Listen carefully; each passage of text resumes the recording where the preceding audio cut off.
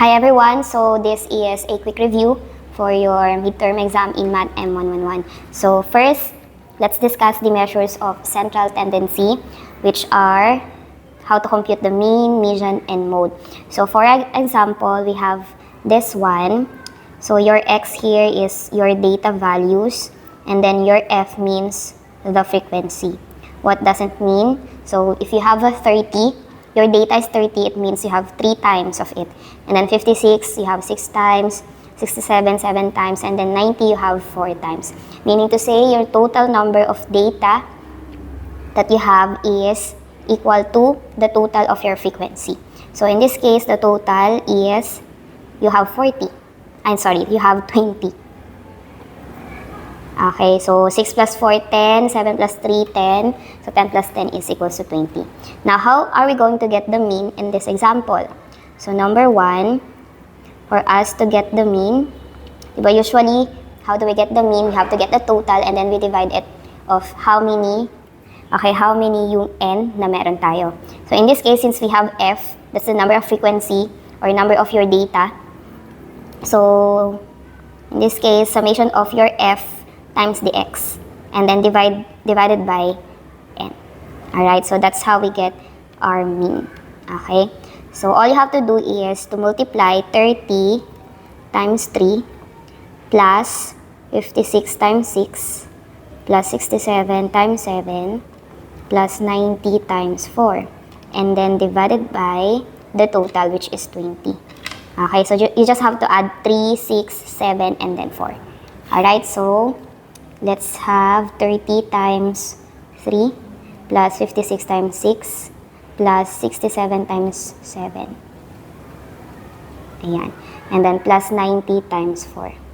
Alright, so the total for the numerator is equals to 1,255. Okay, and for the denominator, so divided by 20. Okay, so 1,255 divided by 20. Alright, so our answer here is 62.75. So our mean here is equals to 62.75. Alright, next is we have to get our median. Alright, when we say median, it talks about the middle point or your middle data in your data set. So in this case, you have to get, what is your middle position in this example. So your n here is 20 and 20 is even. If you still remember, diba? So 20, if you still remember, we have that formula for the median. How to get the position? So we have the n, plus 1, and then divided by 2. Alright, so you have 20 plus 1 divided by 2. So you have 21, divided by 2. So you have 10.5. So meaning, 10.5 position. You're looking for 10 data and then the 11th data. Okay. Since this is even. So as you can see here, this is 3. Okay, 3 plus 6, you have 10. So, 3 plus 6 is equals to 9. So in this case, nandito yung 9 mo. Alright. Tapos 9 plus 7, so you have 16. 16 plus 4, so you have 20. So meaning to say, if you're going to locate where is your 10th data and 11, so nandito siya. So ito kasi yon. So we have 30. Yung 30 mo is 1 to 3. Okay, and then yung 56 mo is 4 to 9. And then yung 67 mo, meaning that's your 10 to 16. And then yung 90 mo is yung 17 to 20 mo. So if you're going to find where is your 10th and 11, so eto siya. So we have 67. Okay? So ibig sabihin, same number, meaning to say, your 10th data is 67, so your 11 also is 67. Okay, so we have 67 plus 67 divided by 2 is just the same. So meaning, your median here is equals to 67. Okay. Ayan. Alright, next is number 3. Sabi dito, we have to get the mode. Okay, number 3 is mode. Now, when we say mode, this is your most frequent number. So, in this case, you have to look for the highest frequency. So, highest frequency mo belongs to 7, right? So, that's the highest frequency on your distribution. So, what is the corresponding data for the 7? You have 67 also. So, meaning to say, your mode here is equals to 67. Alright, that's it. Alright, next is, let's have number 2, measures of relative position. So, when we say measures of relative position, it talks about pang ilan yung data mo sa dataset. Alright? So, since this is position, first thing you have to do is to arrange your data in ascending or descending order. It's up to you in what pattern, if it is ascending or descending. So, in this case, let's do ascending, smallest to highest. So, in this case, the lowest is 4, starts with 4. Next is, we have 5. How many 5s do we have? 1, 2. Okay, we have 2. Dalawang 5. And then, next is 5, 7. Okay, and 8. Dalawang 8. 9. Okay, sorry. Dalawang 7. Ayun. Ano pa? 9. How many 9? And then 10. You have 1, 2, 3. So, tatlong 10. And then 11, isa. Tapos 14, 15, and 19. Alright? So, let's have 1, 2, 3, 4, 5, 6, 7, 8, 9, 10, 11, 12, 13, 14, 15. So, this is 15. 15 students. Okay, not 9. Okay. So, ibig sabihin, Rn here is equals to 15. Okay, 9, not 9. So, ang data natin is 15. So, that's your N. Alright, so compute for the following. So, second quartile, third quartile, 5th decile, 7th decile, and 60th percentile, and then 85th percentile. So, remember, when we say quartile, it divides your data, alright, into 4 equal parts. Ang decile is 10, and then ang percentile is 100%. So, for us to get, alright, what position, first, you have to use the formula. So, the formula is for the quartile.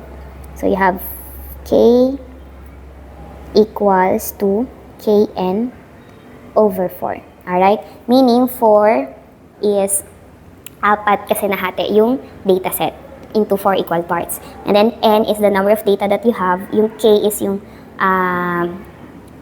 quartile position na hinahanap. So, first one, we have 2. So we have second quartile. So, meaning you have 2 times, okay, 15, then divided by 4. So, calculate lang natin siya. So, 2 times 15 equals divided by 4. Okay, we have 7.5. Now, this time, the 7.5 is not yet the answer, but, okay, the position. Yan pa lang yung position. Okay? Now, the rule is, every time you're going to use this formula, the rule is to round up. Okay, round up. So, if you're going to round up the 7.5, okay, whatever the decimal it has, okay, you have to round it up, round para siyang, yung 0.5, gagawin mo na siyang whole number. Okay? So, magiging 8 na siya. So, 8th data ang hinahanap natin. Alright? So, you have to count where is your 8th data. 1, 2, 3, 4, 5, 6, 7, 8. So, this is your 8th data. So, meaning to say this is C, second quartile. Okay? So, meaning your Q sub 2 or second quartile, the corresponding data is 9. Okay? Not 7.5, not 8. Alright? Next is, we have to find the third quartile. So, same formula, 3, and then times your N, which is 15, divided by 4. So, on your calculator, just plug in 3 times 15, divided by 4. So, we have 11.25. Now, the rule is to round up, whatever decimal, 0.25 man yan, you have to make it a whole number. So, meaning to say, this will become 12. Okay, 12 data. So, next is, go back to your data, find for your 12th data. So, this is 8, 9, 10, 11, 12. So, this is your 12th data. Okay, meaning this is your third quartile. So the corresponding data should be 11. Okay, so Q sub 3 is equals to 11. Okay, next is decile. So for the formula for the decile, we have D sub K is equals to K times N divided by 10. Alright, so same formula, nagbabago lang ng divisor. So if it is decile, it divides your data into 10. Okay, so let's find for D5 or fifth decile. So 5 times 15, then divided by 10. So plug in on your calcu, 5 times 15 divided by 10. So that's 7.5. Okay, so 7.5, same, round up, so you have 8 data. Therefore, your D sub 5 is 8, so samely quartile, second quartile, so that is also equals to 9. Okay? Alright, next is we have your 7th decile. So, 7 times 15 divided by 10. Plug in on your calculator. Baguhin na lang natin to. Let's make it 7. So, we have, ayan, 10.5. Again, round up. So, you have 11. So, 11th data ang kukunin natin.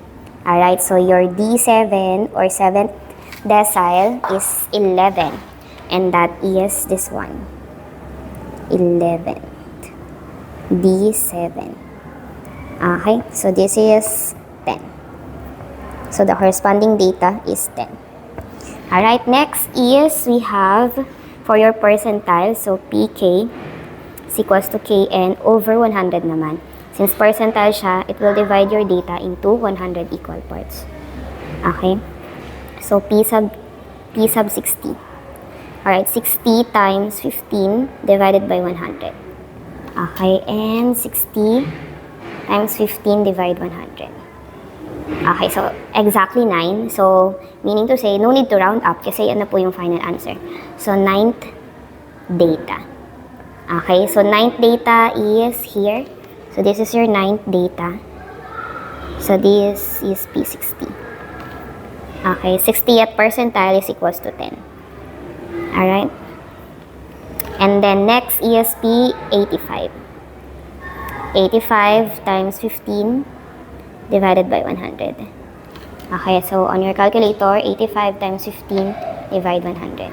So 12.75. And then again, our rule is to round up. So meaning to say 12.75, so magiging 13th data. Okay? So your 13th data is here. Yan, 13. So this is your P85. Okay, so 85th percentile is equals to the corresponding data is 14. Alright, so that's how we get your relative position, quartile, percentile, and decile. Okay, ang pinagkaiba lang nila yung mga divisor. Kasi kapag quartile, dinidivide sa 4, decile is 10, percentile is 100. Alright, once again, lahat ng makukuha yung sagot dun sa formula, hindi pa po yun yung final answer, but ayun po yung pang position. Okay, you have to round up, and then yun yung bibilangin nyo dun sa arranged dataset nyo. Okay? So, when we say round up, kahit na anong decimal pa yan, kahit 0.1 yan, 0.02, 0.3, as long as there is a decimal, you have to round it up into whole number. Alright? So, next natin is the measures of variation or dispersion. In this case, we have to talk about how your data is clustered around the mean or gaano naka-disperse or gaano kalayo yung mga data mo from the mean. So, marami tayong mga measurements na in-explain doon, but this time we just have to compute the variance and the standard deviation.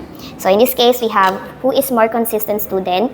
So, we have 2 students, Chacha and Lala, and then we have 4 subjects to compare. We have Math, Science, English, and Filipino. So, compute for the standard deviation to know the result. Kasi, di ba, kapag mas mababa ang value ng standard deviation, meaning to say, mas consistent yung isang bata. Okay, kasi homogeneous siya. Ibig sabihin yung data mo is homogeneous. Not unlike kapag mas mataas yung variability value ng mga data mo, meaning medyo layo-layo siya, hetero siya. Okay? So first is let's solve for Chacha. Okay? So gamitin natin formula is in sample. Di naman hindi naka-state kung population ba or sample yung hahanapin. So, kapag hindi naka-state, automatic ang ginagamit po nating formula is yung sa sample standard deviation. Okay? So, ang formula natin dito ay yung this one. Okay, we have S squared is equals to summation mean minus x squared over n minus 1. Okay?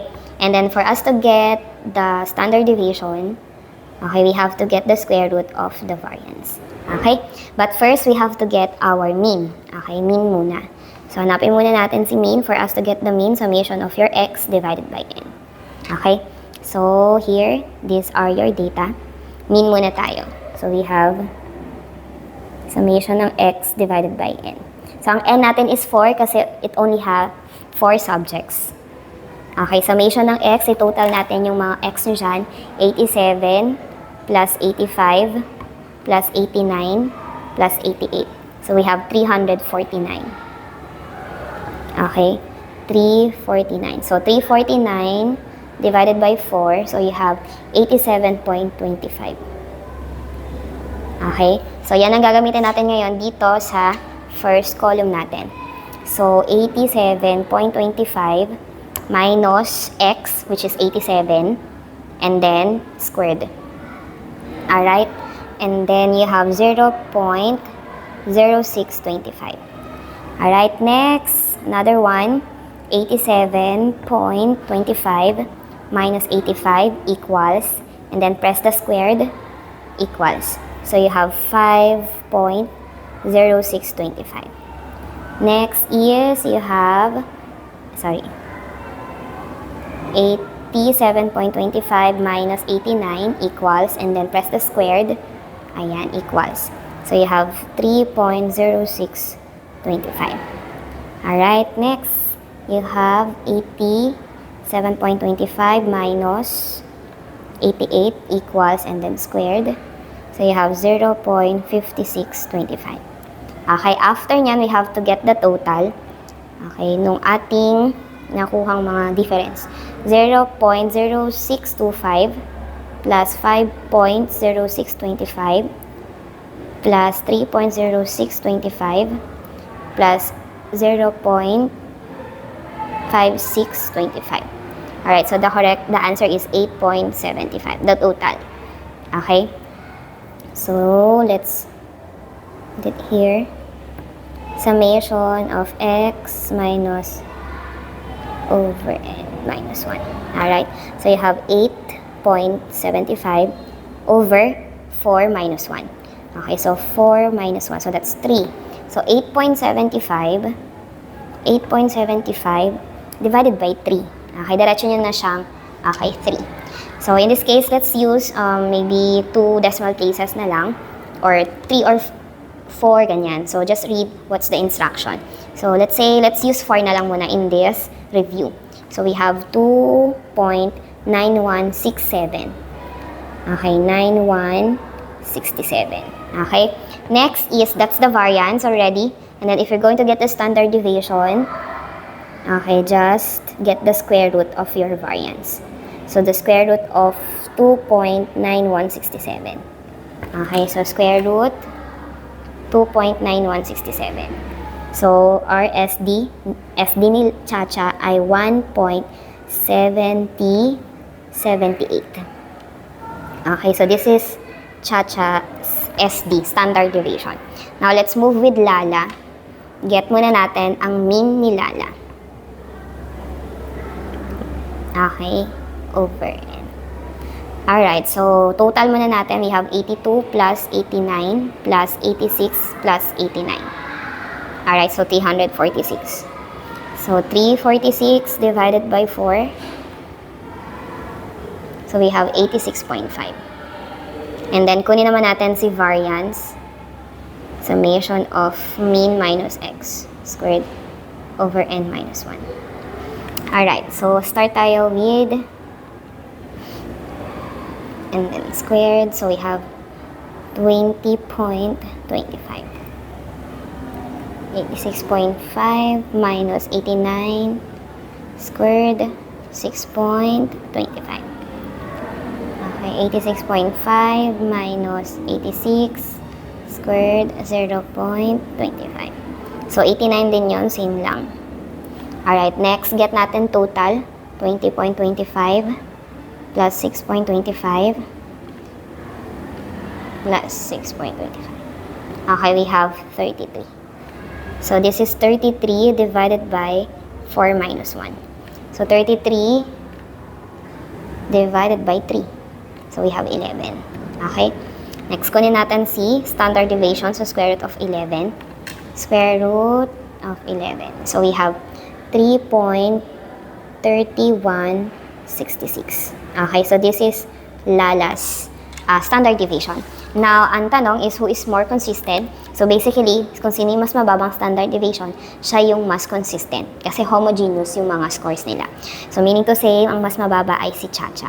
Okay, therefore, pwede natin sabihin na si Chacha is more consistent in her studies. Ganon. Okay? Alright, next naman natin is the normal curve. So, let me just give one example for this.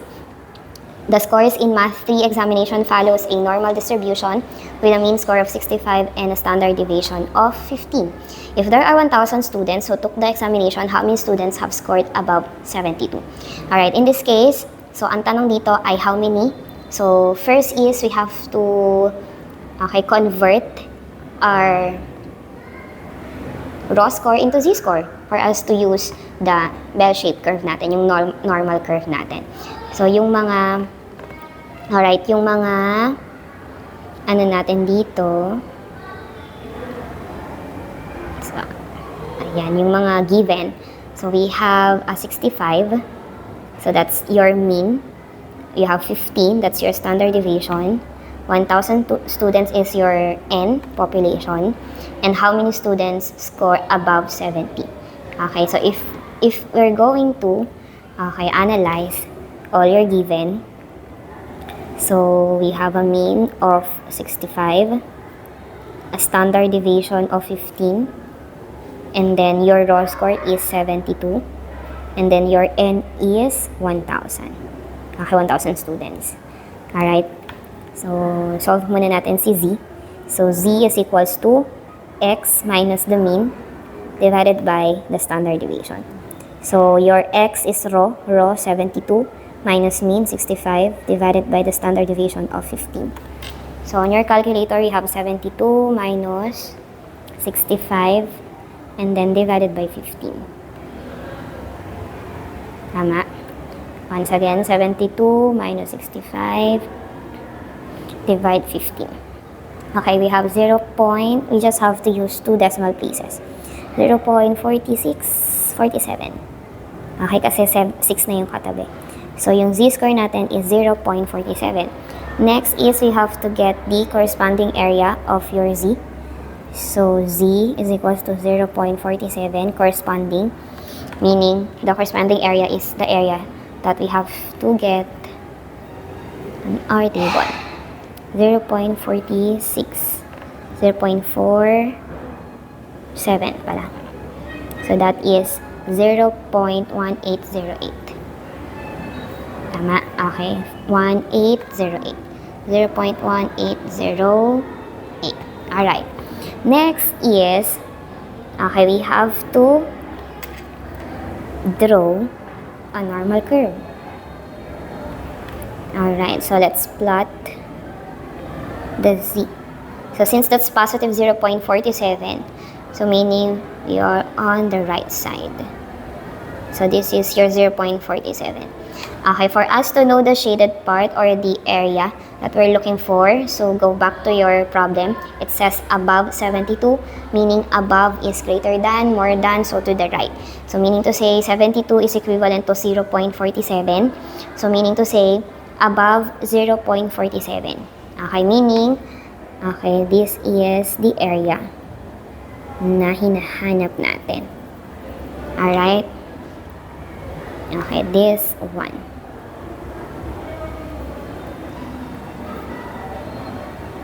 Okay. Anyway, so, remember, all area na nakuha natin sa table is laging nag-i-start sa 0. So, magmula dito sa 0 up to here, sa 0.47, the area is 0.1808. Alright? But we're looking for the right side, the violet part. Alright? So for us to get that part, remember that the half part of the normal curve, is 50%. Okay, so that's 0.5. Alright, for us to get the violet one, we have here area is equals to 0.5 minus 0.1808. 0.5 minus 0.1808. So, area is Z above, so greater than 0.47 is equals to 0.3192 or 31.92%. Okay, that's the area. That's the probability. But the question is, if there are 1,000 students, how many of them will have a score of above 72? So for us to get that, we have to, we need to get the percentage. Yeah. Alright? So how? We just have to get, ayan, kapag how many, we have to get the 31.92% of 1,000. Okay, so we have 0.3192 times 1,000. Okay, in this case, equals na yan times 1,000. Alright, so we have 319.2. Alright, so on that case, remember, if ang pinag-usapan natin is population or sample, ang rule natin is mag-round up. Okay, so for the final answer, therefore, we have how many students? We have 320 students. Okay, so the final answer is 320. Okay, meaning we have 320 students who have scored above 72 in Math 3 examination. Alright. Okay, so next is the correlation analysis and test of significance. I have a separate video for the correlation analysis, and I also have the calculator guide for that if you want to solve it using the calculator. Okay, you may watch that for your reference. So in this case, I won't be using the manual computation. I will use the calculator to solve for the R. Okay, so let me plug in first.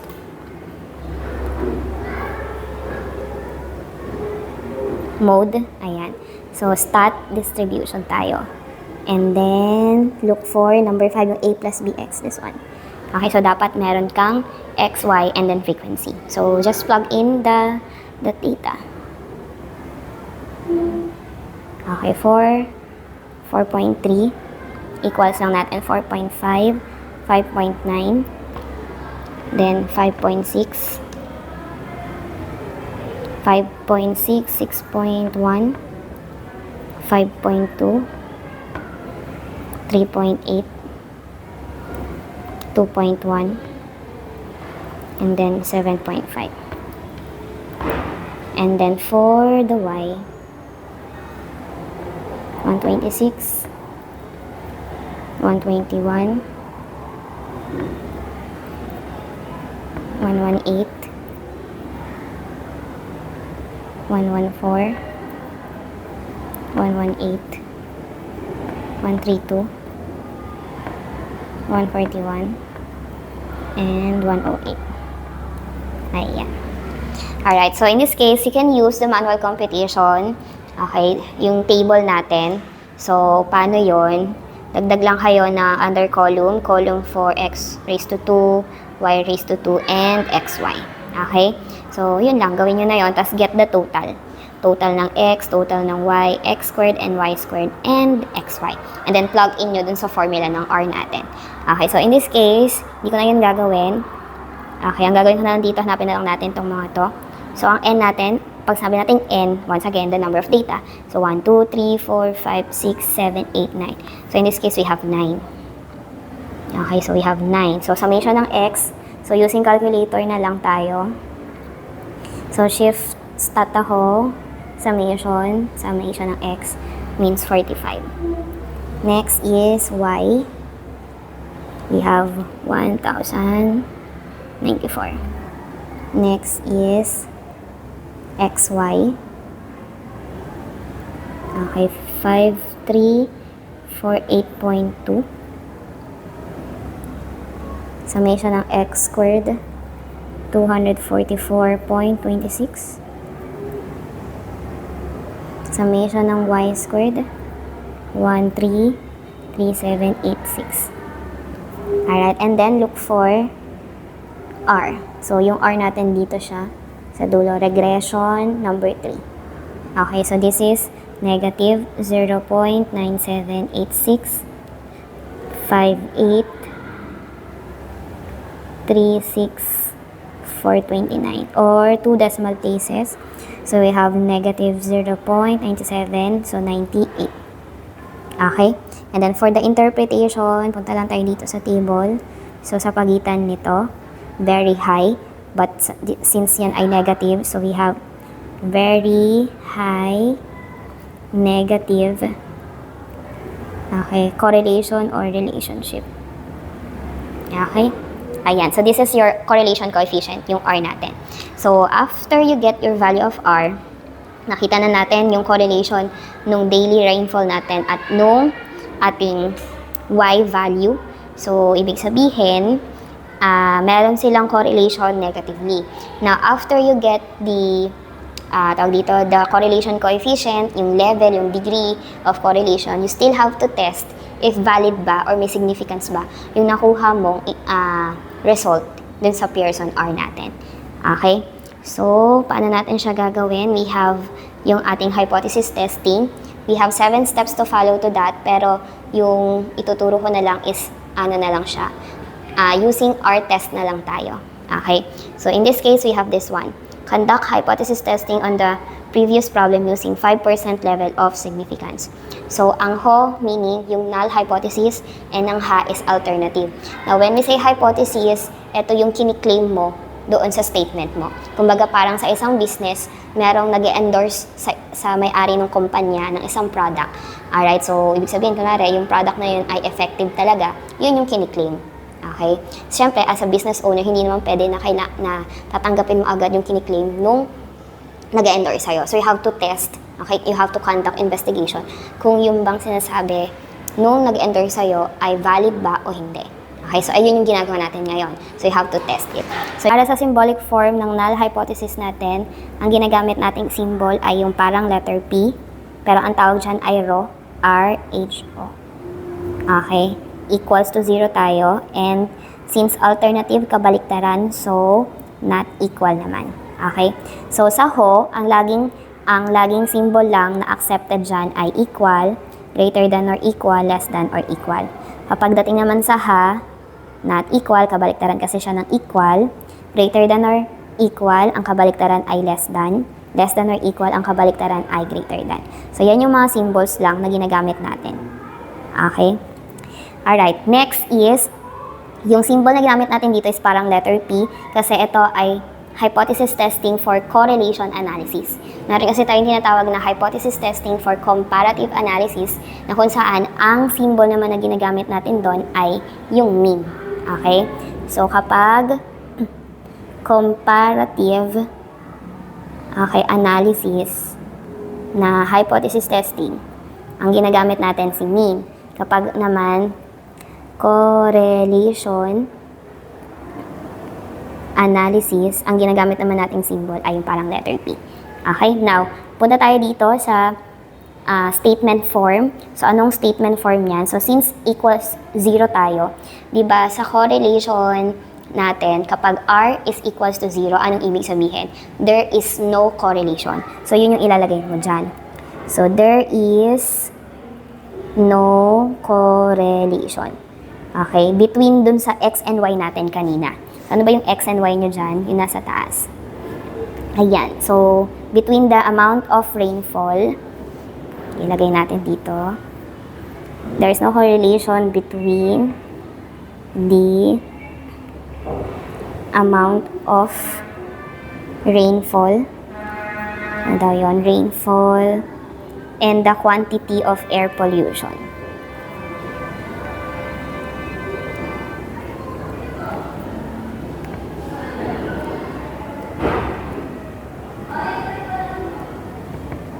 Ayan. So, yan ang ilalagay nyo dyan.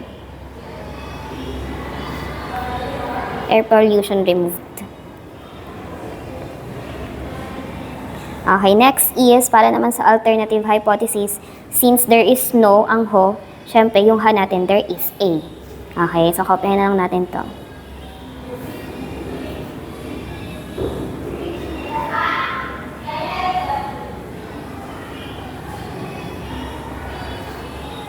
Tapos, burahin natin yung no, gawin natin a.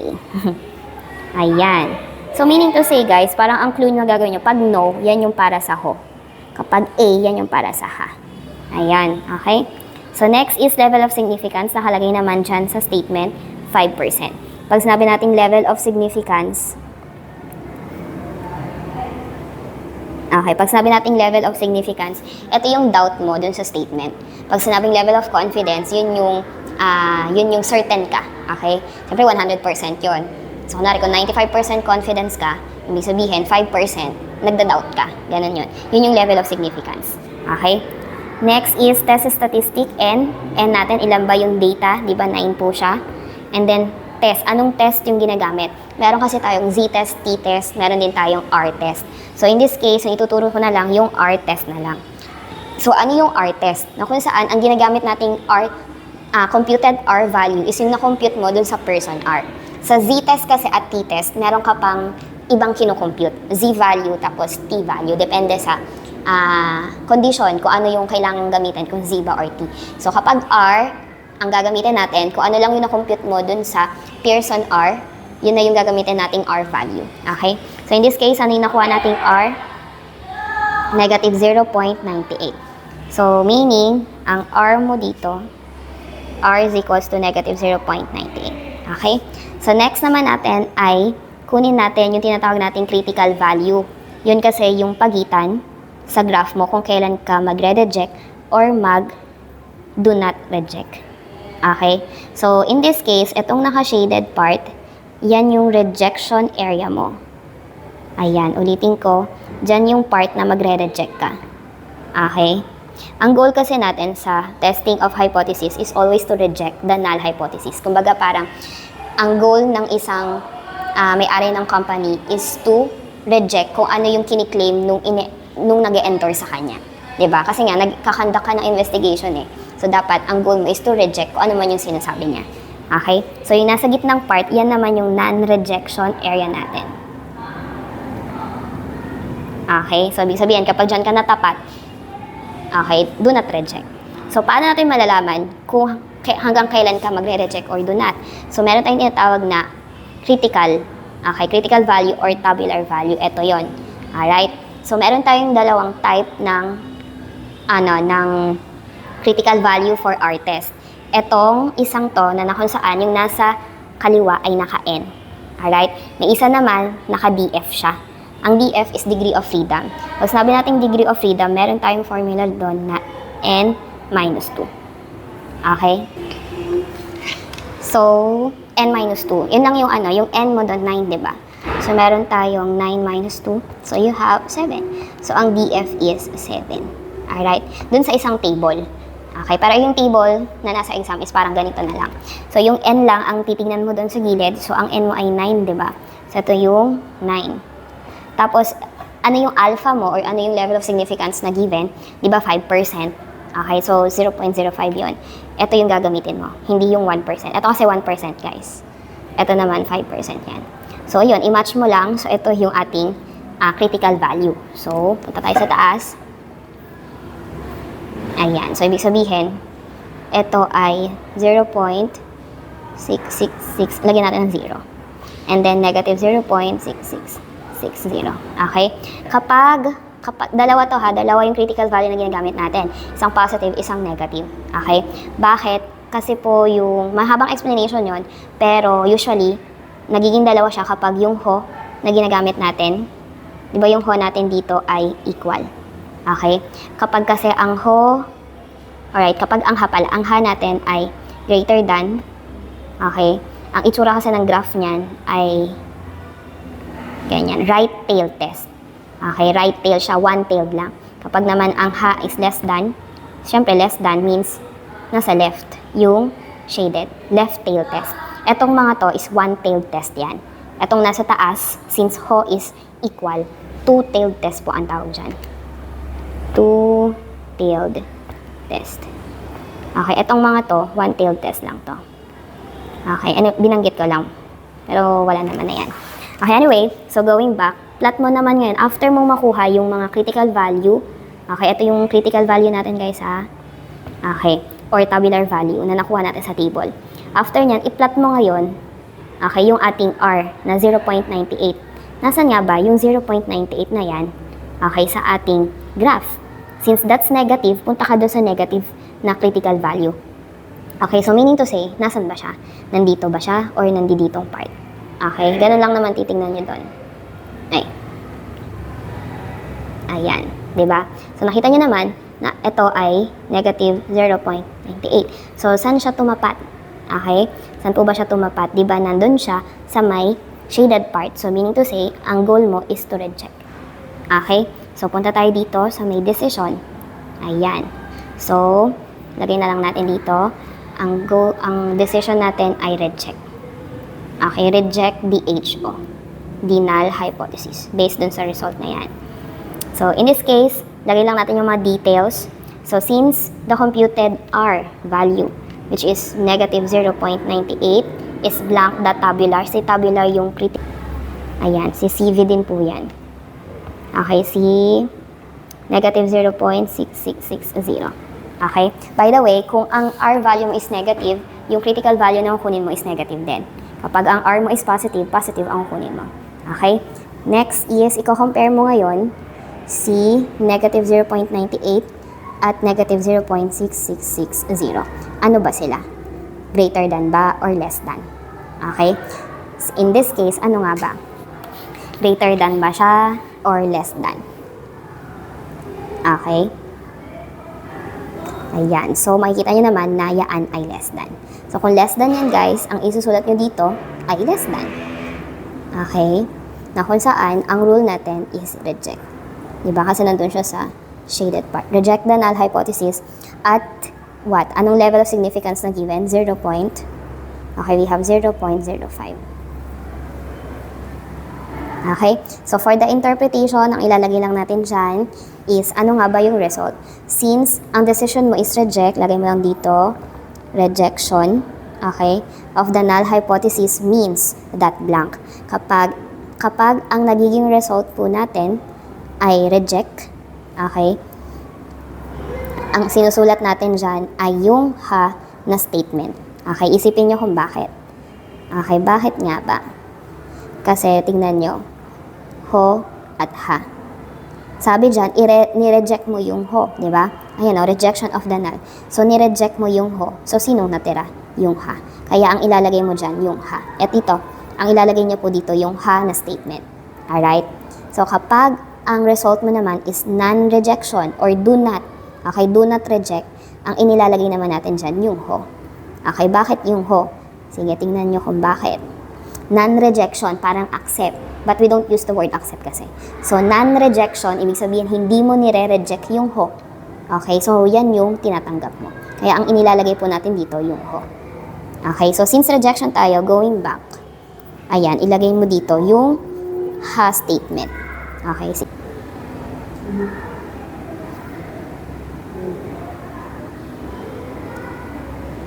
ayan. Pero, hindi no yun ha. A po yun, di ba? Kapag ha yung A. Yung ho, yung no. Ayan. So, yan nalalagay nyo dyan. Okay. So, ano pa?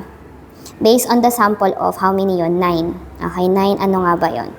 Okay. 9. Ano ba yun? 9. Balikan lang natin.